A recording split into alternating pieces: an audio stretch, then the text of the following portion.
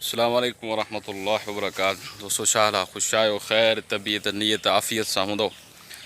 बाबा अॼु असां पंहिंजे साथी भाई अरशद जे ॻोठ में आया आहियूं।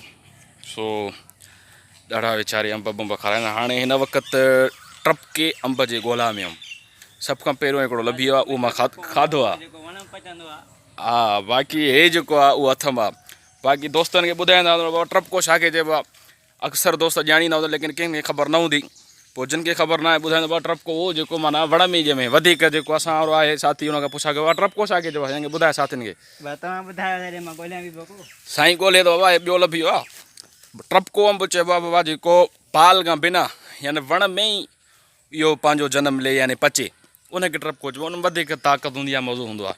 वधीक दोस्तनि खे असां अंब ॾेखारींदा पिया। हीअ जेके अंब बाबा, हीअ जेको अंब आहे इहो मुंहिंजे ख़्याल में सोनारो आहे, लेकिन हीअ मथां अलाए छा अथसि। हीअ सोनारे जी वण आहे बा। हा दोस्त, इहा सोनारो आहे नी बा। हे सोनारो आहे बा साईं। बाक़ी हे जेको मुंहिंजे हथ मां इहो बि अलाए लाल पटो आहे, अलाए कहिड़ो था चवनि सिंधी ॿोलीअ में। हे साईं, हे बि सोनारो आहे। हे बि सोनारे वारा अंब आहिनि। बाक़ी उहो होॾे लंगड़ा बीठा आहिनि VIP नमूने सां, सुहिणे तरीक़े सां। हे साईं अंब ॾिसो, हे साईं गाड़ी मोरी ज़िला ख़ैरपुर में आहे, पंहिंजो अहमद अब्बासी ॻोठ में। माशाल्लाह ज़बरदस्त अंब आहिनि माशाल्लाह। हिते गर्मी बि ॾाढी आहे ॻोठ में, छा कजे। लेकिन साबित आहे हिन ॻोठाइनि खे वीचारा हिते रहनि था। असांजो रहणु हिते मुहाल आहे, मज़ो आहे, सुकून आहे, लेकिन गर्मी ॾाढी आहे। पहिरें दफ़े मां एतिरो आलो थी वियो आहे अंदरि सॼो, वॾी गर्मी आहे। बहरहाल हिते वीचारनि जा अंब ॾाढा सुहिणे तरीक़े सां बीठा आहिनि, मौजूदु आहिनि। अंब ॾिसो तव्हां, ॾिसी सघो था, पूरो ईअं बाग़ आहे। अब ये असां वारो साथी मूं ॾेसि थो ठाहे, अब ठाहे मूं ॾिजां था। ये ठाहे मूं ॾेसि थो। हा चिल हिम्मत कर। ओ हिते हा काॾे। अब ये हथ मां वारो अंब हाणे हिनखे मां शहीद करण वारो आहियां क़रीब इंशाल्लाह। अनक़रीब शहीद करण वारो आहियां हिनखे। सो तव्हां ॾिसो शहीद कीअं थिए।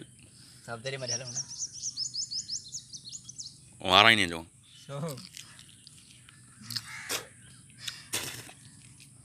फ़िलहाल अब छिले वठूं, पोइ तव्हांखे ॾेखारियो असां कीअं था। वाह जो मज़ो आहे हिन में। अलाह क़ुरान